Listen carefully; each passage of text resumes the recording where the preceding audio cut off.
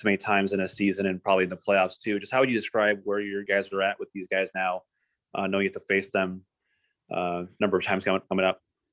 Yeah, like you said, obviously we're very familiar with each other. Played each other a number of times throughout, the division now, and obviously we all know what's at stake. Obviously, they've had a great year. They're pushing hard, and they want to protect obviously home ice, and we obviously know what kind of series it's going to be now, and it was a hard fought battle. Obviously, didn't go our way tonight as far as the scoreboard, but guys competed, and there's some mistakes we've got to correct for sure. But it's going to be a long, hard fought series, and we got one more regular season game to go that both teams are fighting for. Ed and Cena. Luke, kind of going off of that, is there, when you are going to play these guys a lot for, in very important games, is it important to kind of establish that kind of tone?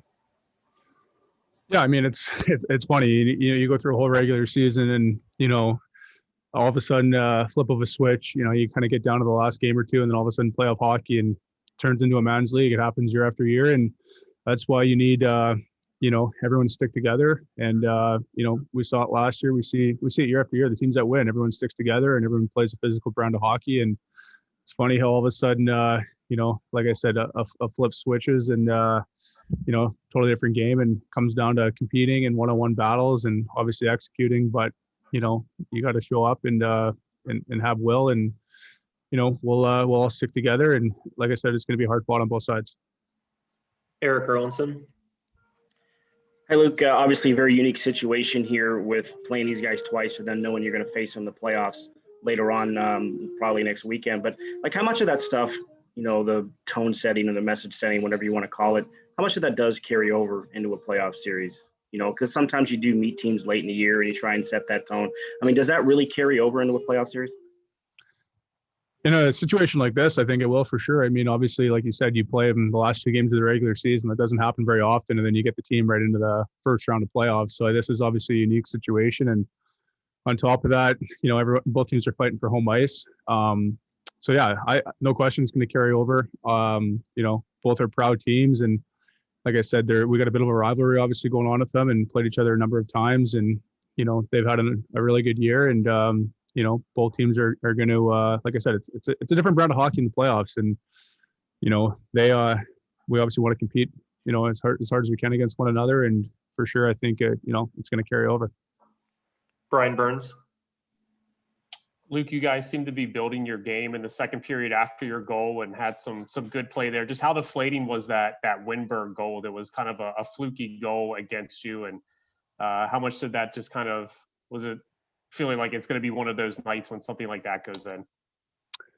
Yeah, I mean, obviously, a couple bounces didn't go our way tonight. Obviously, like you said, there's a bounce in front there, and then a bounce in the third period where it went off of one of our D-man stick or skate or body and kind of deflected, and just knuckle puck sort of thing. So I mean, bounces like that are going to happen in games.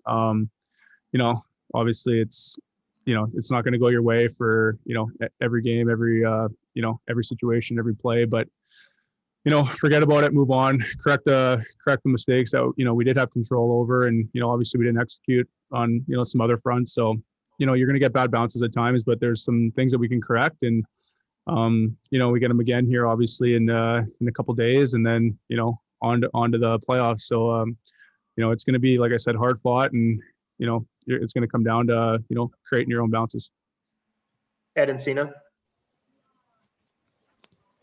Look, what was the challenge just in terms of without Hedman and McDonough and Ruda? A lot of you guys were kind of in different spots at different spaces. A lot of guys who really hadn't played together back there in the blue line. What was kind of the challenge there? How tough was that? Just kind of with the setup.